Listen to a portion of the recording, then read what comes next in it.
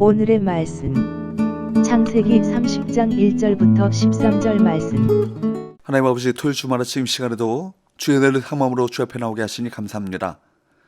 이 시간에도 우리 모두에게 말씀을 통해 하나님의 음성을 들려주옵소서. 예수님의 거룩하신 이름으로 기도합나이다. 아멘. 할렐루야. 성교 성도 여러분, 오늘 하루도 하나님의 은혜와 평강이 여러분 삶에 넘쳐나게 축복합니다. 오늘 우리에게 주시는 하나님의 말씀은 창세기 30장 1절에서 15절까지의 말씀입니다. 지난 본문의 말씀에서 야곱의 사랑을 받지 못했지만 하나님의 긍휼하심을 입은 레아는 네 아들을 출산하는 내용을 보았습니다. 라헬은 야곱의 사랑을 독차지했지만 언니 레아가 아들을 계속해서 4명씩이나 낳으니까 라헬에게는 임신을 하지 못하는 마음의 고통과 아픔이 있었습니다. 그래서 언니 레아를 시기했습니다. 라헬은 자녀를 낳지 못하는 자신의 처지를 원망하며 그 불만을 남편 야곱에게 쏟았습니다. 1절, 라헬이 자기가 야곱에게서 아들을 낳지 못함을 보고 그의 언니를 시기하여 야곱에게 이르되 내게 자식을 낳게 하라. 그렇지 아니하면 내가 죽겠노라. 만약 아이를 낳게 해주지 않으면 죽어버리겠다는 엄포로 갈등을 일으켰죠. 이에 야곱은 뭐라고 말합니까? 2절, 야곱이 라헬에게 성을 내어 이르되 그대를 임신하지 못하게 하시는 이는 하나님이시니 내가 하나님을 대신하겠느냐. 야곱은 임신하지 못하게 하시는 이가 하나님이신데 어떻게 자신이 잉태하게 하겠느냐. 그렇게 그녀에게 화를 냅니다. 그러나 남편 야곱이 라헬을 더 사랑했기에 언니 레아를 향한 그의 시기심은 지나쳐 보입니다. 라헬이 언니와 비교했을 때 부족한 것은 오직 자식이 없다는 것 한 가지였습니다. 그런데도 라헬은 자신이 가진 것은 아무런 의미가 없다고 느끼는 것입니다. 이처럼 다른 사람과 비교하는 태도가 문제가 되는 이유는 하나님께서 이미 주신 것들에 대해 감사할 줄 모르게 되기 때문입니다.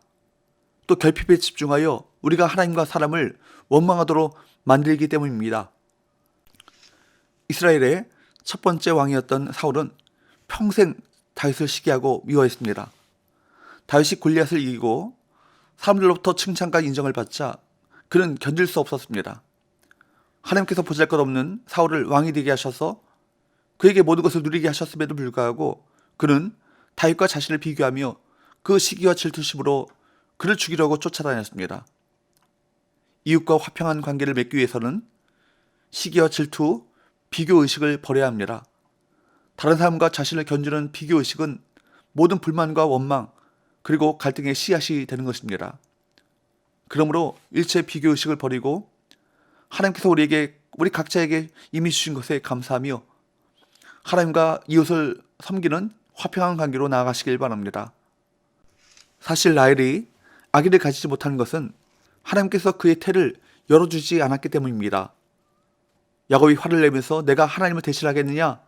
그렇게 말하자 라헬은 그만 불신앙적인 결정을 내리게 되었습니다. 아마 라헬은 믿음의 여인이 아니었던 것 같습니다. 내가 아이를 낳지 못한다면 내 시녀를 통해서라도 아이를 낳자, 그렇게 생각했던 것이죠. 그래서 자기 시녀 비라를 야곱에게 아내로 주었습니다. 그런데 여러분, 이것은 잘못된 결정입니다.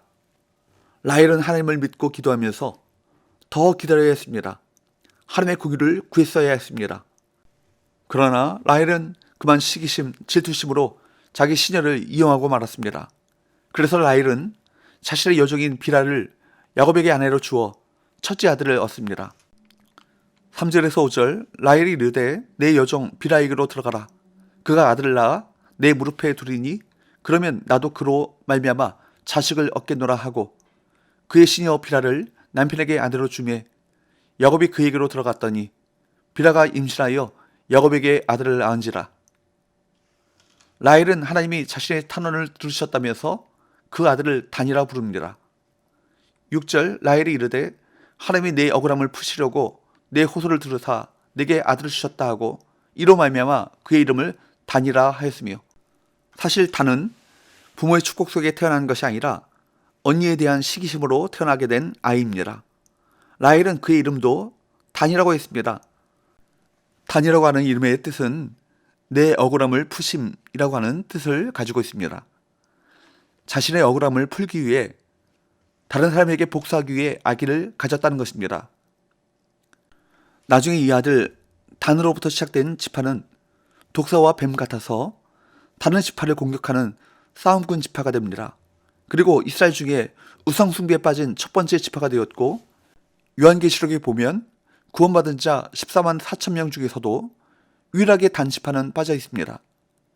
시기심과 분노의 결과는 무섭습니다.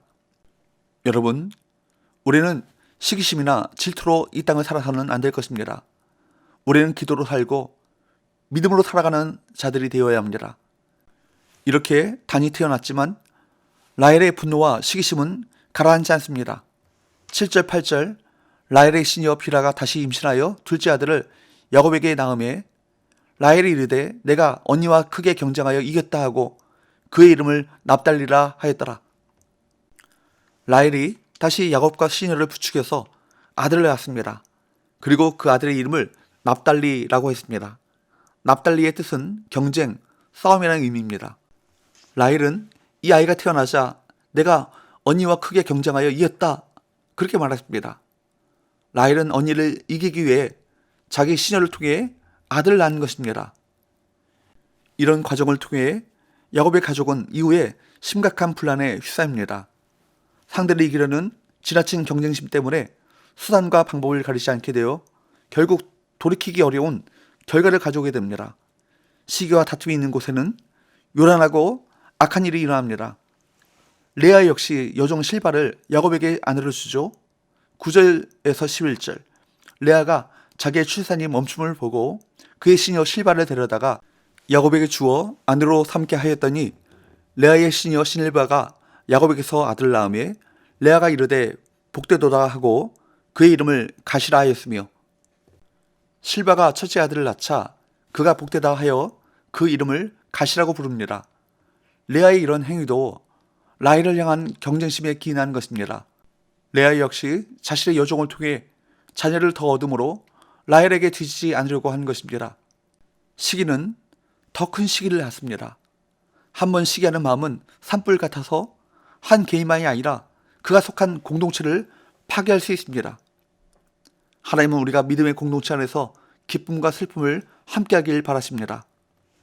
12절 13절 레아의 시녀 실바가 둘째 아들을 야곱에게 낳음에 레아가 이르되 기쁘도다 모든 딸들이 나를 기쁜 자라 하리로다 하고 그 이름을 아셀이라 하였더라. 실바가 둘째 아들을 낳습니다. 레아는 그의 이름을 행복이라는 의미의 아셀이라고 이름을 짓습니다. 레아는 아들을 얻어 행복하고 만족스러웠습니다. 비록 남편의 사랑을 받지는 못했지만 많은 자식들을 거느리게 됨이 레아에게는 큰 기쁨이요 복이라고 생각했을 것입니다. 이스라엘 민족의 근간을 이루는 야곱의 12아들들은 야곱의 두 아내이자 자매인 레아와 라헬의 시기와 질투심으로 태어납니다. 그럼에도 하나님께서는 그들을 통해 한 민족을 이루어 그들을 선민으로 삼아주십니다. 우리가 하나님의 백성이 되는 것은 전적으로 하나님의 은혜 때문입니다. 우리는 이 사실을 결코 잊지 말아야 할 것입니다. 기도합시다. 하나님 아버지, 야곱 집안 안에 인간의 어리석은 행위를 통해서도 하나님의 주권적인 역사가 이루어지고 있음을 깨닫습니다. 육신에 속한 생각과 욕망이 아니라 언제나 성령의 음성에 귀 기울이고 따를 때 이웃을 사랑하는 자리에 이르고 마침내 하나님께서 원하시는 화평한 관계를 경험하게 될 줄로 믿사오니 날마다 육신의 소욕을 버리고 성령님의 소욕에 순종하는 삶을 살아가게 하여 주옵소서. 예수님의 거룩하신 이름으로 기도합나이다. 아멘.